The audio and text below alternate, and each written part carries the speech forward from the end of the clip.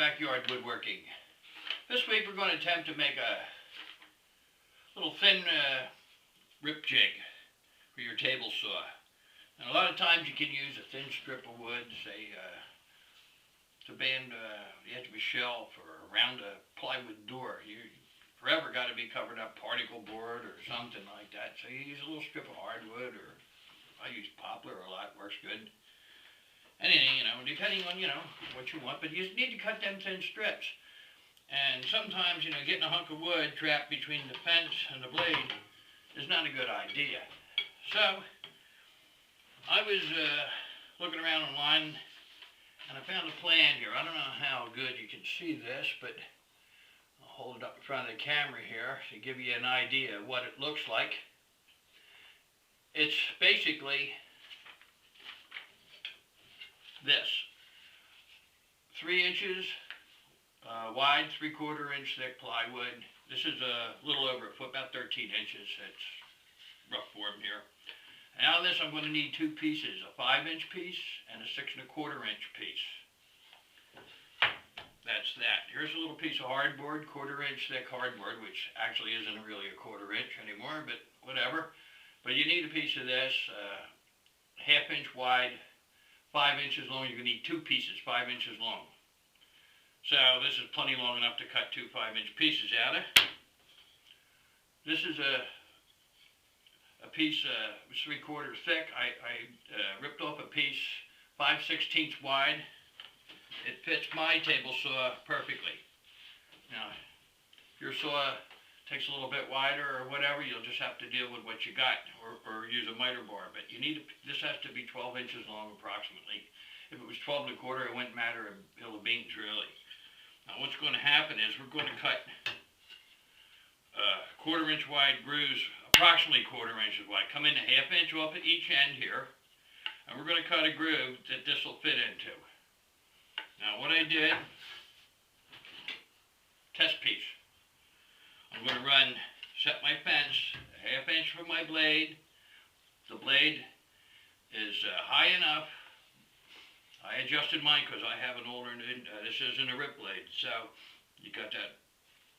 The blade digs a little deeper on the edges than it does in the center. So what I did, I took my jig here, my little Craig measuring device, and I made sure that my groove was a good 1/4 inch deep. Just cut a groove in a piece of scrap 2x. Now, I know I got a little wiggle room, so when I put this piece in here, it'll drop in, and when this other piece goes on top, this is going to slide on these rails,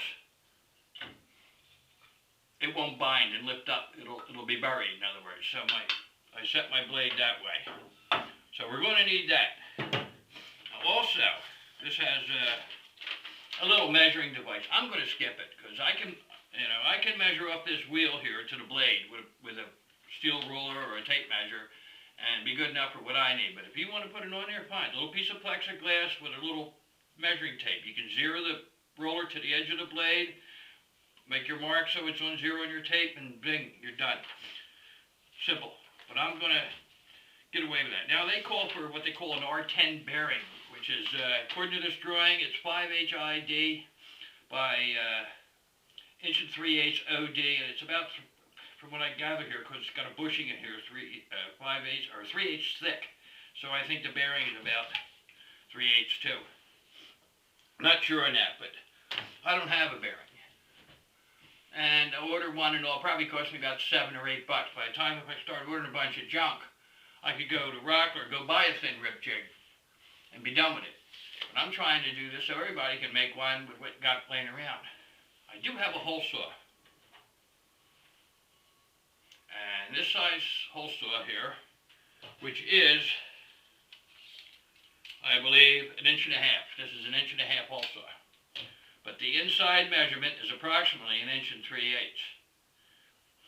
This is a piece of 3/4 ply I cut out. I put a hole for, I cut this out of a birdhouse.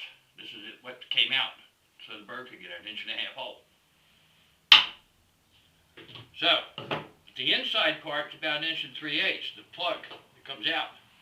Even got a hole drilled dead center. How convenient. 1/4" plexiglass. What I'm going to do is cut 2 of these out of the 1/4" plexiglass. That gives me about a 1/2 inch thick bearing. This is 3/8. 1/2 inch will work fine. That I can put a little panhead bolt, flathead bolt in there. Something that thick. I could even, if I have to, I could even take a Forstner bit and recess it a little bit so the bolt sticks up in there. And just stick it through the wood there. Get a lock nut on the top of it. One of the nylon nuts.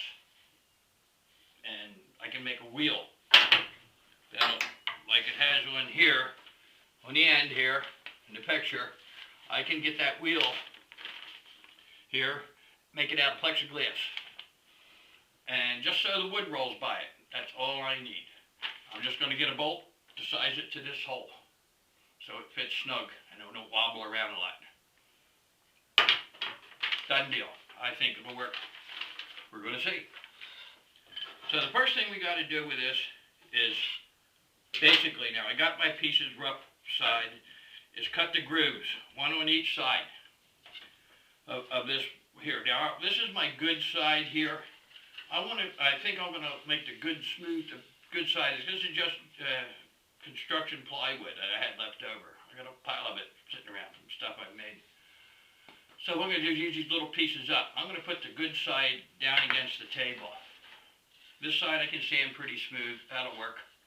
And I'll put the other good side down here. I'm not caring what it looks like. I'm caring for something that's functional.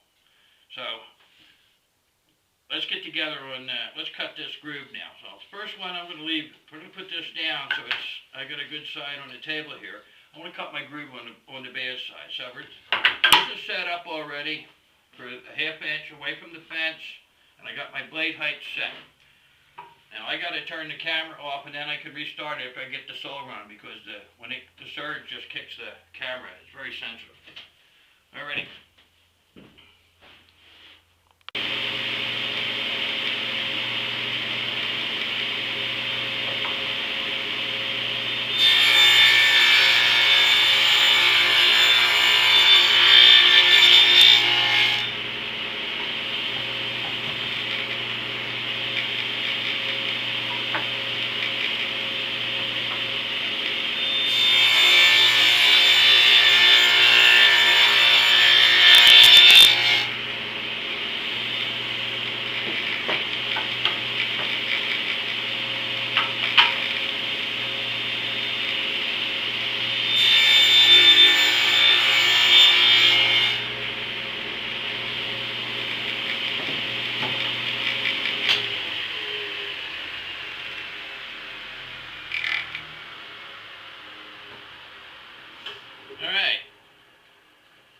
One here, this is my test piece.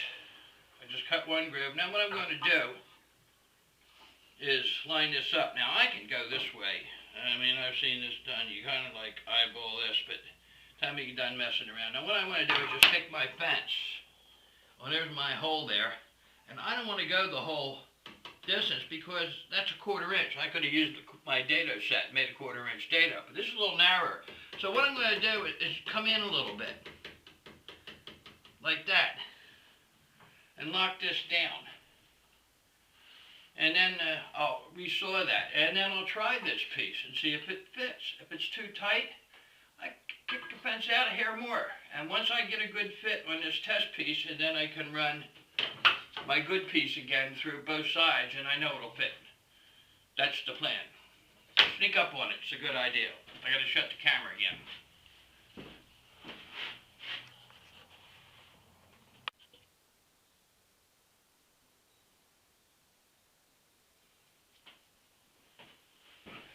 Okay. Alrighty now, we got that done.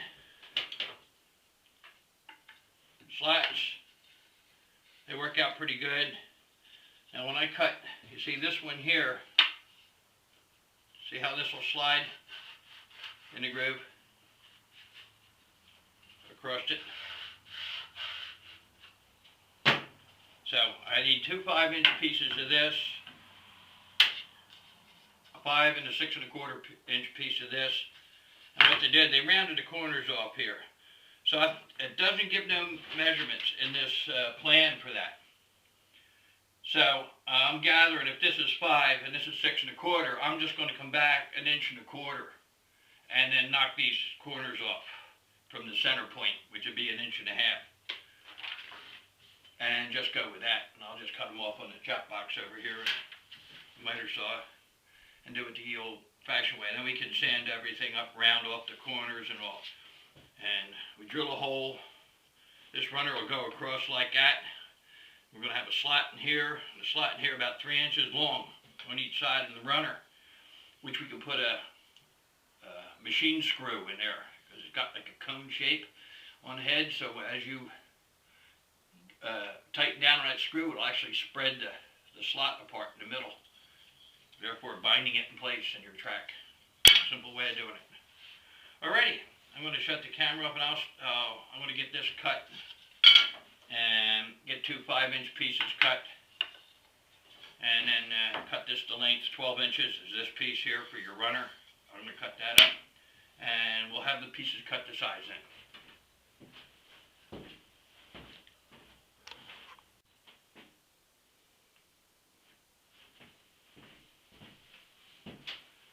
Okay, just wanted to point something out for some of you that might not be too familiar with table saws or what have you. My fence is set. It has little plastic gauges here, you know, with a line on them there and a ruler down here. And mine's right on because I adjusted it, make sure it is right dead on. If I set it for 6 inches, I'm going to get a 6-inch cut. Now, little gizmo that's good to have a fence clamp. Now this is a block of wood, exactly 1 inch thick. I ripped this off and got it all planed down so it's 1 inch thick. Put that on my fence. Okay, now, whatever I said here, I need 1 inch more. I want a 5-inch piece. So I set my fence here 6 inches. That's 1 inch thick. When I go down here, I'm not binding my fence. There's airspace there, so no kickback. That's the good thing. Or I could have put my sled, I got a crosscut sled, I could have put it on here, set up a stock block. But my fence, it's a lot easier just to move this fence 1 inch. Now I want 6 and this is a 5-inch piece. The next piece I want, I have to make sure that that sucker's right on for 7 1/4. Right? Well, this fence I have on here, right, is set so that it's right on the edge of that blade. So in other words, as I push it through, look, that's right on the blade. That's accurate. So I can go down this way too. Take my pencil here and make a 5-inch mark. Or I can use my jig here, set it at 5 inches. That works pretty good too. So I get my 5-inch mark.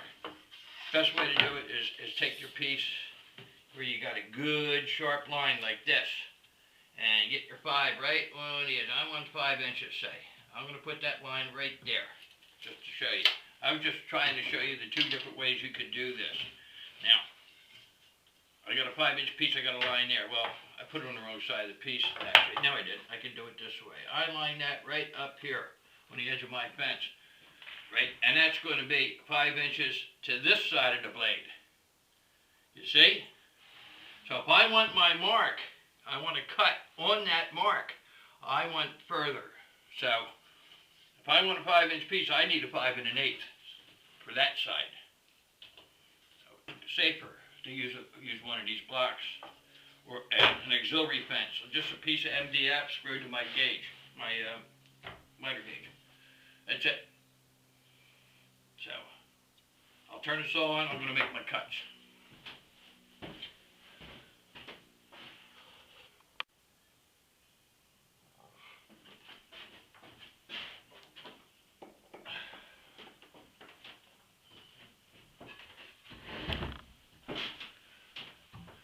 Hey, well, I've been busy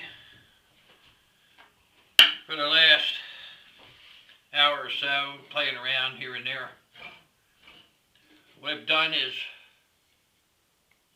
drilled a hole in the center here for the bolt and countersunk it on the bottom for the T-nuts going to go in there. Over the drill press, I used my hole saw, cut out 2 pieces of this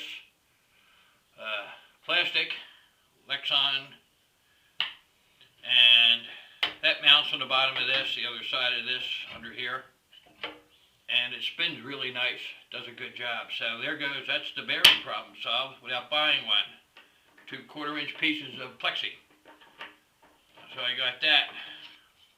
I cut my rail here, just drilled a little hole here, a 3/16 hole, and whenever the bandsaw I just cut out, so when I put my bolt in here, this will spread out, and that'll lock in the miter slot. A word of advice with this, now, depending on which side you want to use this jig, you might want to make one of these blocks maybe, maybe an inch or 2 bigger, measure it out on your saw, or put a couple of holes in it. You could do that too with 2 T-nuts. There's no way of, that way you could move your jig more forward. Like say back, like if you just, I don't know if you see this, well, when I get done cutting this, I'll show you. But at any rate, because my one miter slot's further away from the blade on say that would be my left side, standing at the saw, than on the right side. So this works good on my right slot, but not on the left. So you can either make 2 bottoms, which would be easy to do, or just drill another hole in it. That would work too. Move it back if you need an extra inch or something. All right, I'm going to cut this out and see how we do with this. I figured I'd use a scroll saw instead of, I could use a router bit, but my 5/16 has had it, so I need a 5/16 hole here. So I just drilled a 5/16 hole on each side and just ran it down, lined out each side of the hole with a straight edge, and I'll just cut that out, and that'll be good enough. That's all I need. So let's see if we can get this going.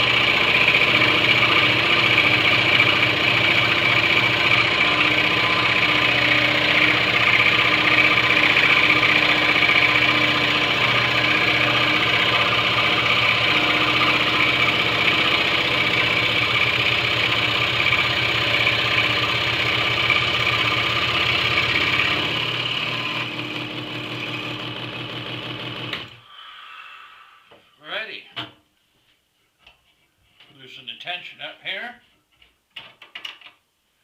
And we can take the blade out.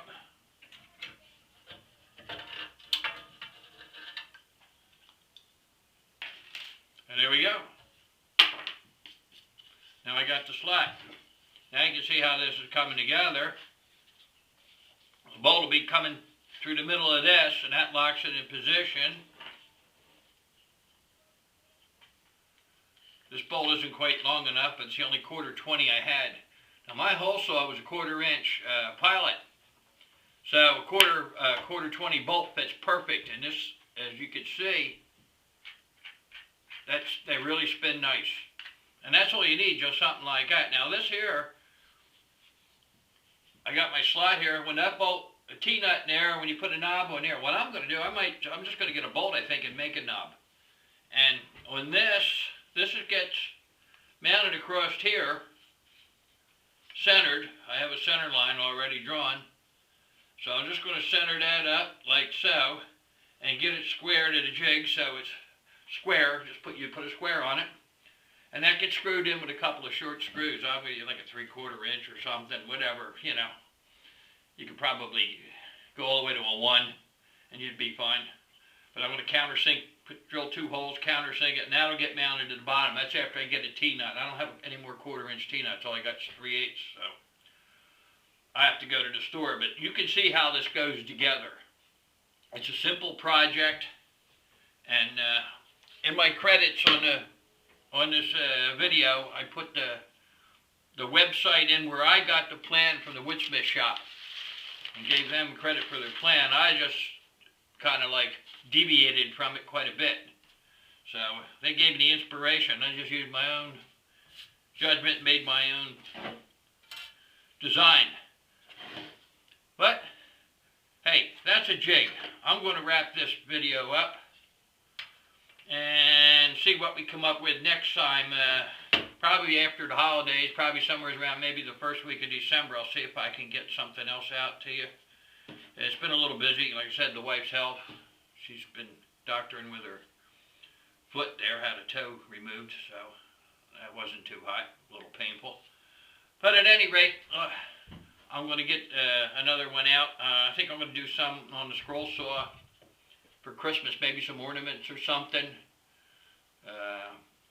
Also have some, I have coming up for next year, 2 or 3 cabinets to build. I need one in the bathroom to store extra stuff. We live in a mobile home here. It's 70 feet long, approximately 14 wide, but for the 2 of us, it's more than adequate. We have an acre of ground with it. It's fine for us, but the storage is kind of stinks inside. You know, they don't give you enough cabinets, so I'm going to build them. I already put 2. I can do a video on that, show you how they look anyway, over the washer and the dryer. I built 2 out of melamine and put a wood face frame and wrapped all the edges with wood. I just used pine. It came out beautiful, and stained it. I used an early American stain from Minwax, or Cabot it was. I think I got that stain from. They make a good stain too, and it came out real nice. Gives me adjustable shelves and everything else, and put it together with Craig screws. 1, 2, 3 project, very simple. And it's 2 separate boxes, but when you put the face frame on, it looks like one big cabinet. That way, it's a one-person job to hang it. You don't have to, you know, invest in a helper, which I have no helper, you know, the way she is there with her health problems, etc. So everything I do, I got to do myself. Alrighty now, well, everybody have a good, happy Thanksgiving. I'll see if I can get this out to you. If not, it'll be out the day after Thanksgiving, and enjoy. Thanks for watching.